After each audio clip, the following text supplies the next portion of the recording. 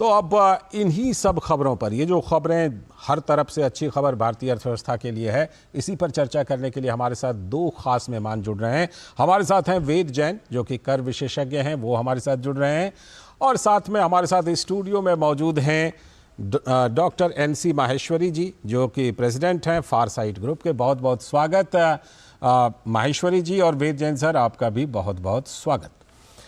मैं वेद जैन सर आपसे शुरुआत करता हूं।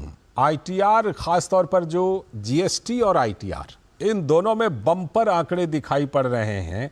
क्योंकि आप कर के विशेषज्ञ हैं तो मैं आपसे ये जानना चाहता हूं कि ये जो हम उछाल देख रहे हैं, चाहे GST हो या फिर ITR हो, इन दोनों में ये ज़बरदस्त उछाल किस वजह से है, और क्या ये अपने आप में इस बात का परिचायक है कि अर्थव्यवस्था मजबूत है, अर्थव्यवस्था पर सभी का भरोसा बढ़ा है? देखिए, ये बात आपने बिल्कुल अच्छी कही कि अभी जो आंकड़े आए हैं 9 महीने के, अप्रैल से लेकर दिसंबर तक के, GST हो या इनकम टैक्स जी, दोनों में भारी उछाल है।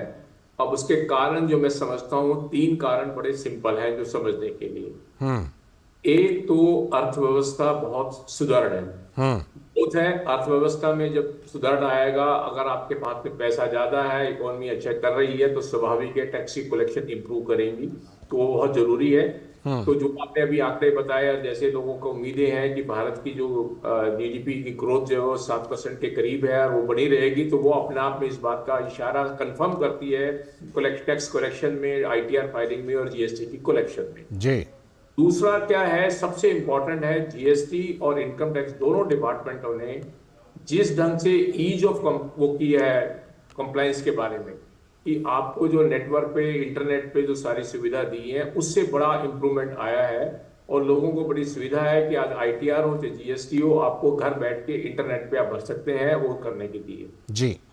और तीसरा जो एनफोर्समेंट मैकेनिज्म है, जो डेटा माइनिंग हुई है, जिससे क्या है वो बहुत सुदृढ़ हो गया है। जैसे कंप्यूटराइजेशन होने से, आर्टिफिशियल इंटेलिजेंस यूज होने से, अब आप कोई ट्रांजैक्शन करते हैं जिसपे GST नहीं देते हैं या इनपुट क्रेडिट गलत क्लेम करते हैं या कुछ करते हैं, उन सब पे भारी रुकावट लगी है। यानी कि तकनीक ने भी अच्छी भूमिका निभाई है, आप ये कहना चाहते हैं? टेक्नोलॉजी ने बहुत बड़ा किया है, डिजिटल इंडिया ने ईज किया है और साथ के साथ कंप्लायंस में इंश्योर किया है। अब इनकम टैक्स में आज की डेट में आपकी जो एनुअल इंफॉर्मेशन स्टेटमेंट है और जो 26 AS फॉर्म है, वो आपकी सारी इंफॉर्मेशन है कि किस बैंक में आपने कितनी ट्रांजैक्शन की है, किस शेयर में आपने निवेश किया है, कौन सा मकान की आपने रजिस्ट्री कराई है, कौन सा मकान आपने बेचा है, इससे कितना ब्याज मिला है, वो सारे मैकेनिज्म वो सारे आपके पास अवेलेबल है। स्वागत है। ब्रेक के बाद हम चर्चा कर रहे हैं लगातार बुलंदी पर रह रही भारतीय अर्थव्यवस्था पर और सभी मोर्चों से आ रही अच्छी खबर पर। हमारे साथ दो खास मेहमान जुड़े हुए हैं। मैं एक बार फिर से रुख करता हूं वेद जैन जी का।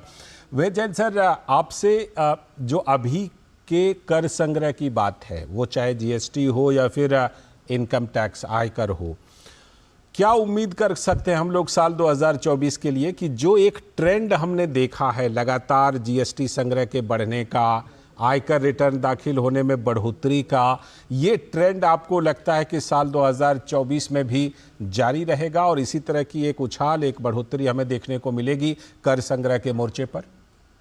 देखिए, जो इंडिया की इकोनॉमी की प्रोजेक्शंस आ रही हैं, उसमें इस बात पर कोई शक नहीं होना चाहिए कि GST और इनकम टैक्स में उछाल उससे ज्यादा आएगा। अच्छा, इसके 2 कारण बताता हूं। देखिए क्या होता है, जो इकोनॉमी की जो ग्रोथ एक सब्सिस्टेंस लेवल पे होती है, उस समय ग्रोथ कम आती है क्योंकि आदमी की कैपेसिटी टू पे नहीं होती है। जैसे जैसे इकोनॉमी ग्रो करती है, परचेजिंग पावर बढ़ती है, तो उससे क्या होता है कि बाजार में इकोनॉमी बहुत तेजी से बढ़ती है। अब आप 7% की जो GDP की ग्रोथ की बात कर रहे हैं, उसकी जो इम्पैक्ट आएगा ग्रोथ में, जो लोगों की परचेजिंग पावर बढ़ेगी, हाथ में बढ़ेगी, उसके अंदर से जो GST की कलेक्शन है वो स्वाभाविक है उससे ज्यादा तेजी से बढ़ेगी। अब मेरे पास अगर आज की डेट में अगर 5,000 रुपए हैं, तो मैं शायद मेरी जरूरत की चीजों में मैं खर्चा नहीं करूं और 5,000 नहीं, लेकिन मेरी जैसे 5,000 से 10,000 होती है, तो 5,000 के अंदर जो ग्रोथ है वो तेजी से बढ़ेगी।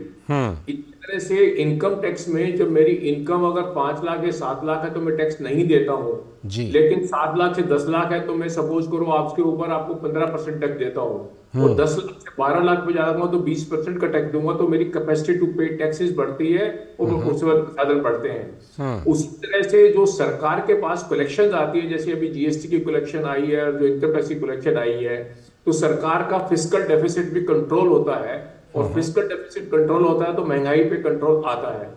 और जैसे हम ये प्रोजेक्शन कर रहे थे कि अगले वर्ष में इंटरनेशनली लगता है अब इंटरेस्ट के रेट स्टेबलाइज हो जाएंगे और इंटरेस्ट रेट कम हो जाएंगे, तो उसका इम्पैक्ट इंडियन इकोनॉमी पे आएगा। इंडिया में निवेश बहुत तेजी से बढ़ेगा, क्योंकि इंडिया की प्रोजेक्शन एज कम्पेयर टू जो दूसरे वर्ल्ड के देश हैं वो तेजी से आ रही है। जब वो निवेश इंडिया में होगा तो स्वाभाविक है उसके ऊपर जो रिटर्न आएंगी, जो इनकम आएगी, जीएसटी आएगा, टैक्सेस आएंगे, वो ग्रोथ ज्यादा आएगी।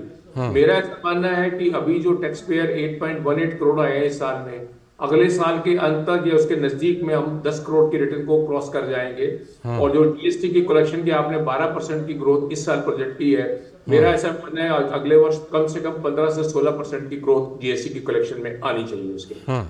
बिल्कुल, आप जो प्रोजेक्शन दे रहे हैं उससे तो यही लगता है कि हम अगले साल भी लगातार, यानी इस साल भी लगातार अर्थव्यवस्था जो मजबूत हो रही है उस पर इसी तरह चर्चा करते रहेंगे। वेद जैन सर, थोड़ा सा जो कर संग्रह उससे अलग जाके सवाल पूछ रहा हूँ कि जिस तरह से हमने देखा कि अभी जो इस साल की अर्थव्यवस्था के संकेत रहे उसमें निर्माण सेक्टर जो है, मैन्युफैक्चरिंग सेक्टर, उसका बहुत बड़ा योगदान रहा। पीएलआई सरकार दे रही है, पीएमआई इंडेक्स आया था, हम जानते हैं कि जो दुनिया के मजबूत देश हैं आर्थिक तौर पर उनसे हम काफ़ी बेहतर रहे पीएमआई इंडेक्स में।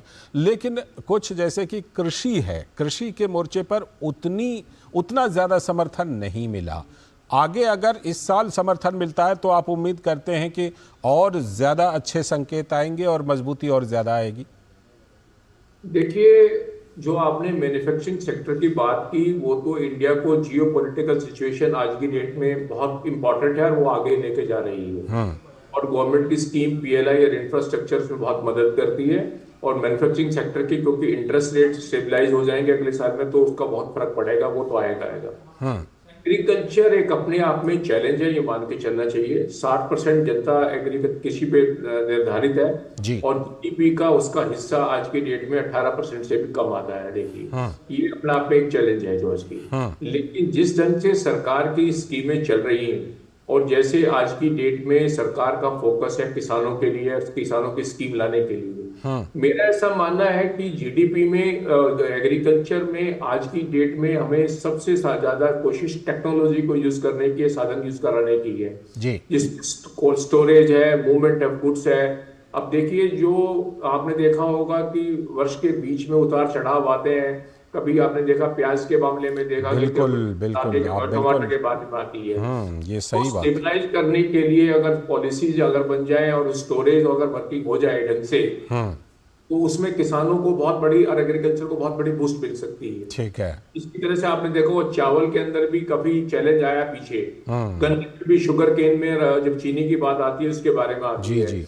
सरकार का फोकस क्योंकि अर्थव्यवस्था तेजी से बढ़ रही है और सरकार के पास भी साधन ज्यादा होंगे, तो मुझे लगता है कि इरिगेशन के अंदर और जो हम कारलैंड इंडिया की बात करते हैं कि रिवर कनेक्टिविटी से जिससे के साधन बढ़ सके और किसानों के हाथ में टेक्नोलॉजी ज्यादा से ज्यादा दे सके, उससे बहुत बेनिफिट आएगा। बिल्कुल बिल्कुल। सोलर अपने आप में किसानों के लिए एक बड़ा भारी, मेरे हिसाब से बहुत बड़ा ब्लिस है मेरे हिसाब से। क्योंकि पावर का एक ऐसा है कि हर गांव के खेत के अंदर अगर पावर की अवेलेबिलिटी सोलर के द्वारा बहुत की जा सकती है और उससे पंपिंग की जा सकती है, और जो मानसून के ऊपर एग्रीकल्चर निर्धारित है उसको उस निर्धारिता का बढ़ाया, उस आधारित बिल्कुल, बहुत ही महत्वपूर्ण बात। अगले सालों में उसमें भी ग्रोथ आएगी और वो इंडिया की इकोनॉमी को प्रोपेल करेगी। बहुत ही महत्वपूर्ण बात आप कर रहे हैं, और जिसको कहते हैं लॉन्ग टर्म के लिए ऐसा निवेश किया जाए, चाहे वो जो कोल्ड स्टोरेज हैं या फिर सोलर का इस्तेमाल खेती में, निश्चित तौर पर बहुत ही इंपॉर्टेंट। बहुत बहुत शुक्रिया वेद जैन सर आपका भी जुड़ने के लिए, और डॉक्टर माहेश्वरी आपका भी इस चर्चा में हिस्सा लेने के लिए और हमारे दर्शकों को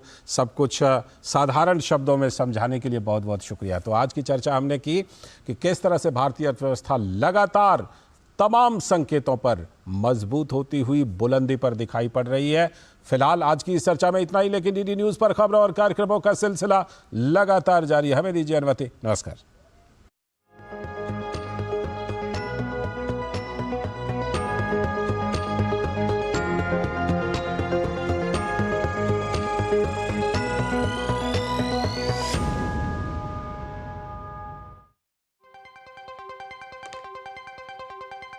राजनीति की चाल से दुनिया के हाल तक, खेल के मैदान से किसान के खलियान तक, दिन भर की हर छोटी बड़ी खबर को समेटे खबर के हर किरदार को दिखाते हैं हम। डीडी न्यूज का प्राइम टाइम शो, सटीक और भरोसेमंद खबरें